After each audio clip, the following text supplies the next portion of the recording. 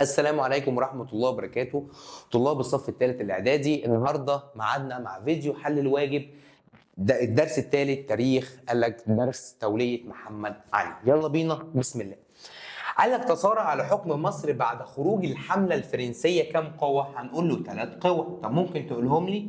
أول حاجة المماليك، كانوا عايزين يحيوا الدولة المملوكية. بعد كده العثمانيين. طب بعد العثمانيين الإنجليز. قال لك قرر زعماء الشعب من العلماء ونقباء الطوائف عزل الوالي وتولية مين؟ قرر زعماء الشعب ونقباء الطوائف عزل الوالي خورشيد وتولية محمد علي حكم مصر. حلو. كان سنة 1805 من أول مرة يعزل فيها، قال لك في تاريخ مصر الحديثة من قبل الشعب يعزل فيها والي عثماني بسبب طبعا الشعب المصري. سعى بريطانيا لتولية من حكم مصر، هنقول له محمد بيك الألفي.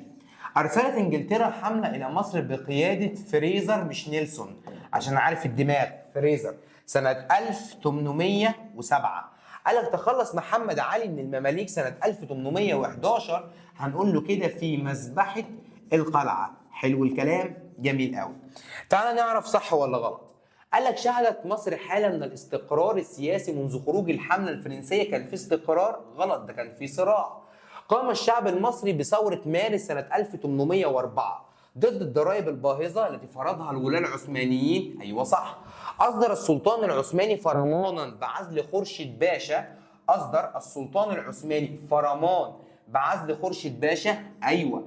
قال لك جهر السلطان العثماني بالانضمام للعلماء والمشايخ.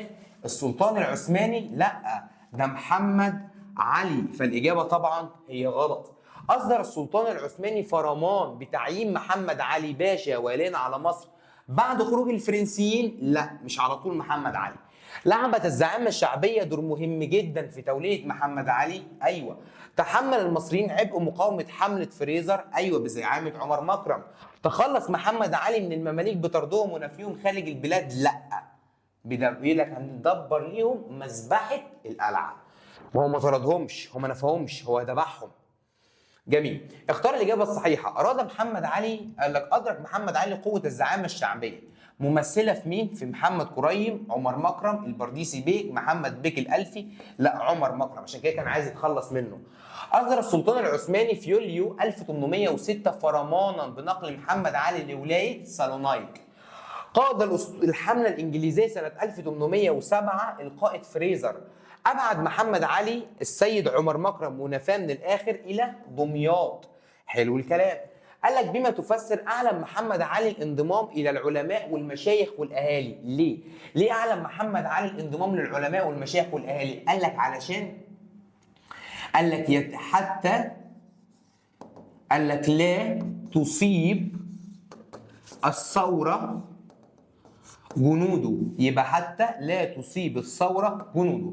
ثورة الشعب المصري سنة 1804 هنقول له بسبب فرض الضرائب. يبقى هنقول له كده بسبب فرض الايه؟ الضرائب. حلو الكلام. اكتسب محمد علي ثقة وعطف الشعب المصري. اديني دليل. قال لك بما تفسر. ليه؟ عشان هو جاهر بالانضمام للعلماء والمشايخ، واقترح تعيين خورشيد باشا. ومش بس كده، وتعهد للعلماء برفع الضرائب. طب حلو الكلام، جميل جدا. قال لك فشل محاولة نقل محمد علي لسولونايت. هنقول له كده بسبب رفض الزعامة الشعبية. قال لك عندنا نقل محمد علي. حلو. قال لك حملة فريزر على مصر. ليه؟ لاحتلال مصر. خلع محمد علي. مش بس كده، يحتلوا مصر، يخلعوا محمد علي، وكمان يعينوا تعيين محمد بيك الألفي. حلو الكلام. نفى محمد علي السيد عمر مكرم من دمياط. طب ليه؟ لأنه أراد التخلص من إيه؟ قال لك عندنا من أعوذ بالله من الشيطان الرجيم.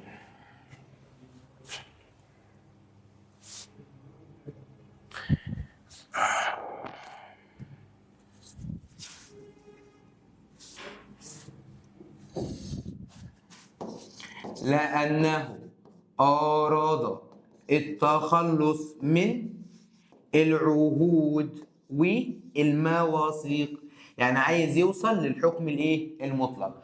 تخلص محمد علي من المماليك لأنهم مركز قلق واضطراب في البلاد. حلو الكلام. تعال نكمل. قال لك ما النتيجة المترتبة على رحيل الحملة الفرنسية؟ قال لك عندنا حصل صراع. النتيجة يعني ايه اللي حصل؟ حصل صراع ما بين المماليك وكمان العثمانيين وكمان الانجليز. حلو الكلام. فرض الولاة العثمانيين الضرائب الباهظة على المصريين. حصل ايه؟ قال لك عندنا حصل ثورة 1804. طب جميل. قال لك الحملة الإنجليزية على 1807 حملة فريزر. هتقول له كده فشلت الحملة ودخل محمد علي اسكندرية منتصرا. طب حلو. قال لك نفى محمد علي السيد عمر مكرم إلى دمياط. يعني معنى ذلك انفرد محمد علي بالحكم دون وصاية. يبقى هو انفرد بالحكم دون وصاية. قلق محمد علي من المماليك. النتيجة قال لك دبر لهم مذبحة القلعة. ومش بس كده، قال لك عندنا وكمان عزلهم وطردهم في كل الأماكن ومنعهم من تولية منصب شيخ البلد. حلو الكلام كده. يبقى الدرس الثالث تولية محمد علي خلص. اتمنى يكون اتفهم واتحفظ معايا. وطبعا الفيديو الحل هينزل اهم الفيديوهات فيديو الحل اللي اطلبه منك تتقله في مذاكرتك وفي شغلك عموما وتكون قد المسؤوليه. كل الفيديوهات دي فول فري لكل الطلبه. لاجل ربنا في يوم من الايام يعني يكافئنا على التعب اللي احنا فيه، سواء تعب انا او تعب استاذ فارس صاحب الاستوديو. بصراحه يعني هو من ضمن الشخصيات المحترمه اللي انا بعزها في دنيتي. فلازم تكون تقدر التعب اللي بيتقدم لك، ولازم تكون ملتزم سواء مع المستر بتاعك او حتى لو معايا في مجاميع البرايفت بتاعتي. لازم تكون على قد المسؤوليه كويس قوي علشان تطلع من صغرك متحمل المسؤوليه، فتبقى شخص ناجح او تقدر تبقى عارف انت عايز توصل لايه في يوم من الايام. ما تبقاش عايش كده وخلاص، لازم تكون عايش لهدف في حياتك. كان معاك مستر محمد علاء، والسلام عليكم ورحمه الله وبركاته.